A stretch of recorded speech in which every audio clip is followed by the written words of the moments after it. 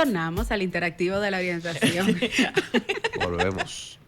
Marta, cuéntenos, que usted nos tiene Sí, hablábamos al principio cuando inició el programa sobre un tema y este mes es el mes de... Justamente hoy conmemoramos el Día de la Concienciación sobre el Cáncer de Mama. Y bueno, dicen que octubre es el mes rosa, pero yo entiendo que debe ser el año completo, Marta. Así es, y para hablar de mama tenemos aquí a la doctora Ivette Rodríguez, quien es oncóloga clínica, y con la doctora Rodríguez vamos a hablar de mitos y realidades del cáncer de mama. Y tenemos muchísimas inquietudes porque precisamente yo hoy la mañana no me fue muy grata en cierto modo porque recibí una noticia dolorosa de una amiga que perdió la batalla contra el cáncer de mama. Tenía muchos años batallando. Y hoy el Señor, hoy partió a la casa del Señor. Y muchas veces nosotros decimos, bueno, pero si ya tiene tantos años que superó, ¿qué pasó? ¿Qué está pasando? Entonces, para eso está la doctora Ivette. Hola, doctora, ¿cómo está? Muchas gracias por la invitación, un honor.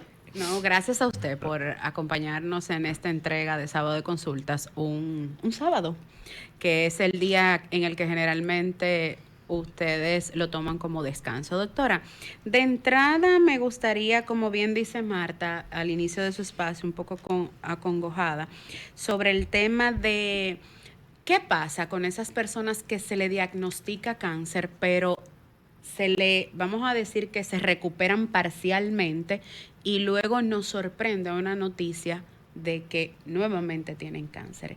¿Qué provoca esto? Lo que pasa es que el cáncer tiene cierto riesgo de recurrencia.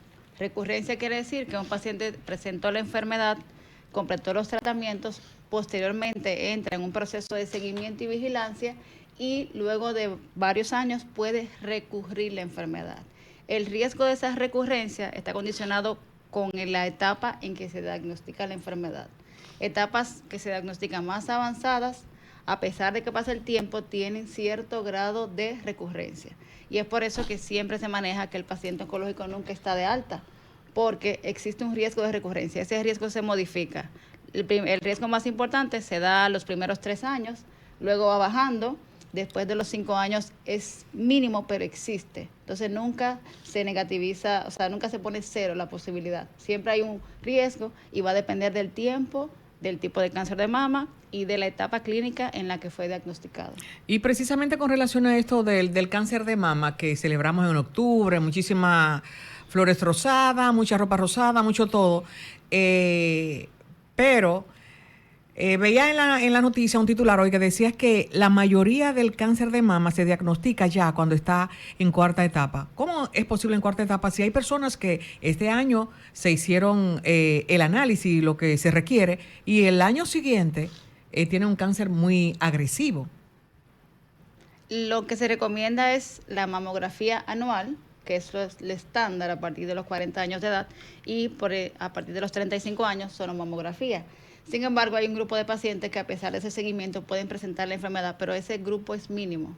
O sea, regularmente el paciente que se presenta con una etapa avanzada es un paciente que probablemente perdió seguimiento por lo menos 2 años. Pasó mucho en tiempo de pandemia, que cuando regresamos, cuando Correcto. se hizo la apertura, muchos pacientes llegaron avanzados. ¿Por qué? Porque a propósito de la pandemia tuvieron miedo, el cierre y no todo lo demás. Entonces, cuando regresaron a otra vez a reincorporarse al tema de la mamografía, vinieron con enfermedades más avanzadas. Doctora, ¿cuáles son los factores de riesgo de cáncer de mama? El principal es ser mujer. Ya por ser mujer hay un factor de riesgo para presentar la enfermedad. El segundo, la obesidad, el sedentarismo, factores de riesgos hormonales, el uso de reemplazo hormonal en pacientes menopáusicas, la falta de ejercicio, la lactancia, todos esos son factores de riesgo. Por ejemplo, una mujer que probablemente no sea lactante tiene más riesgo de presentar la enfermedad que una que quien sí. no lacte. ¿Cómo, verdad? Y los reemplazos hormonales, es decir que La que tiene menopausia, yo no, realmente. La que tienen esos calores y quieren sentirse bien. Ese reemplazo hormonal debe ser bien supervisado, porque hay un riesgo relativo de presentar la enfermedad asociado al abuso de ese reemplazo hormonal en pacientes menopáusicos. Discúlpame, Nelian, pero uniendo ahí una pregunta, doctor. Usted habla de que los pacientes con alguna condición de hormonas, ¿verdad? Ujú. Tienen mayor riesgo de... ¿Qué pasa con las pacientes que tienen síndrome de ovario poliquísticos? Que para nadie es un secreto que este síndrome lo que hace es aumentar la androstenediona, que es la hormona masculina. Entonces, ¿qué hablamos de que si la mujer tiene más androstenediona, carece un poco de la testosterona, que es la hormona de la mujer? Entonces, ¿tiene mayor riesgo este paciente de tener cáncer de mama? No, el hecho de que tenga una condición de ovario poliquístico requiere probablemente mayor seguimiento. Okay. Obviamente, un paciente con una condición X, ya con un trastorno hormonal per se, probablemente requiere un seguimiento más particular o más cercano a un paciente que no tenga la misma condición. Nelian. Doctora, antes se tenía una creencia de que el cáncer de mama solo afectaba a mujeres mayores. ¿Qué tan cierto es? Existe la mediana de edad, o sea, la mayoría de los pacientes, la edad de aparición es de 45 a 55 años de edad. Sin embargo, a medida del tiempo hemos visto muchas pacientes jóvenes de 30, 35 años de edad. Wow. La edad de Marta, sí. Con, Dios me guarde. con presencia de cáncer de mama. O sea, comentaba el otro día que tiene que ver con la exposición. Y ahora, a partir de etapas de edades muy Temprano. jóvenes, estamos muy expuestos a todo. Sí. Entonces, todo eso, hay factores que influyen en Ajá. modificar el ADN son carcinogénicos, se llaman. Entonces, a medida de mayor exposición, ya la exposición a todo eso está más temprano. Entonces, hace que ese acúmulo de exposición en edades de 35 años, ya un paciente presente la enfermedad. La mediana no es tan joven, sin embargo, hemos visto muchos pacientes jóvenes, últimamente jóvenes, 30, 35 años de edad. Doctora, una preguntita. Ya entrando un poco en nuestro campo, que yo soy el único hombre aquí en la cabina. También yo he visto hombres. Entonces, yo quiero saber, desde la ignorancia a lo mejor, o quizás son algo despectivo, no sé si despectivo, usted me corregirá. ¿A los hombres le puede dar cáncer de mama? Sí. Sí, es una patología poco frecuente en hombres, solamente un 1% de los hombres van a presentar la patología y se asocia mucho al tipo de cáncer de mama genético. Pacientes que tienen Más bien mutaciones pectoral, específicas. ejemplo, el hombre tiene, no vamos a hablar, no tiene mama, porque no tienen seno, pero tienen el pectoral, que es considerado como un músculo, pues. Entonces, yo creo que entra en esa categoría. Usted dirá si afecta, si hay una larga cantidad de hombres que le han afectado. Yo no conozco ninguno por el momento, pero no sé si usted conoce alguno. Solamente es un 1%. Sí, vamos, en la consulta, como hay mucho volumen, aparecen hombres. ¿Y cómo se le detectaría Exacto. al hombre precisamente? Porque ya llegará un momento que también se le pedirá que se haga sonomama y mamografía al hombre.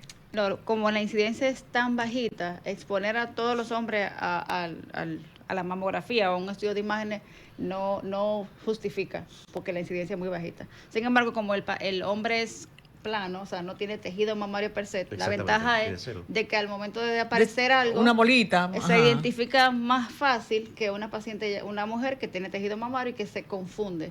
Pero ya el hombre se tiene la ventaja de que como no tiene mucho tejido mamario, o sea, no. ¿Y puede diagnosticarse más fácil. cómo se maneja el factor genético con relación a la familia? Que la madre tuvo cáncer de mama y cómo se le puede presentar un cáncer de mama a las hijas. Hay un factor que influye mucho. Ese factor influye. Hay un factor genético que se identifica en la paciente.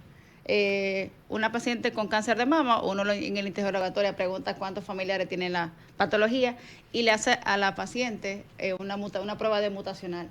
Entonces, la ventaja de diagnosticar esa alteración mutacional en la paciente es que a los familiares, yo le voy a hacer la misma prueba, los familiares que están sanos. Entonces, si ese familiar de esa paciente que ya está diagnosticada sale con una mutación BRCA, ya ese familiar sin presentar la enfermedad, yo puedo tener una medida preventiva profiláctica, que es hacer una mastectomía simple, o sea, quitar el lado mamas y hacer reconstrucción, y esa paciente disminuye el manera riesgo sustanciosa el riesgo de presentar la enfermedad. Pero ya la paciente per se se identificó la mutación. Ya eso es para el resto de los familiares. ¿Y ese examen es a través de la sangre?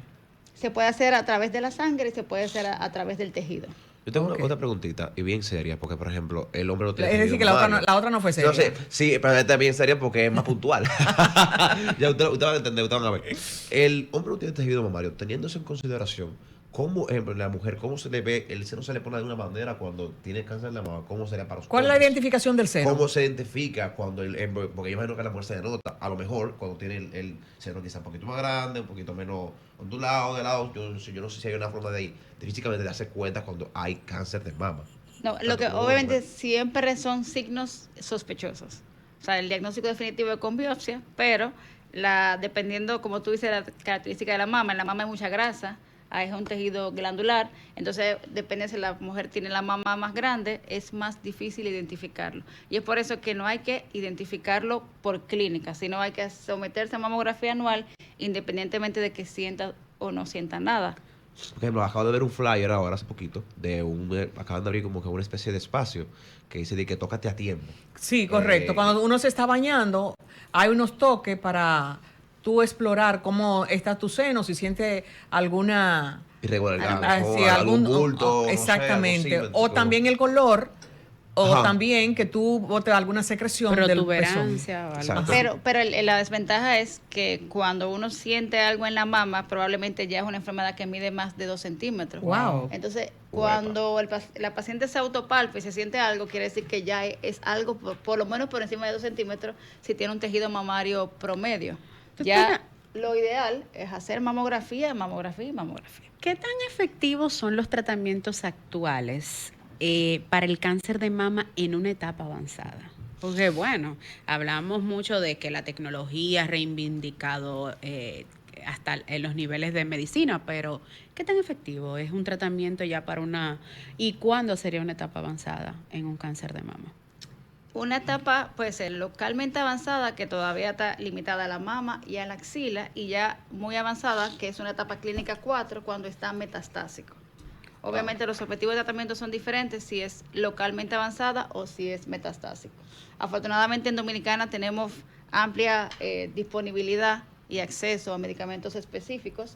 Quisiéramos tener más, porque siempre queremos más. No, claro. Sin embargo, en comparación con otros países de Latinoamérica, tenemos acceso a medicamentos novedosos que están disponibles para cáncer de mama, etapas avanzadas. Hay muchas dudas, yo sé que todos están llenos de preguntas. Tenemos que cumplir con unos compromisos comerciales y luego de la pausa hablamos con nuestros oyentes también y vienen todas las consultas de acá del panel. Adelante, Romero.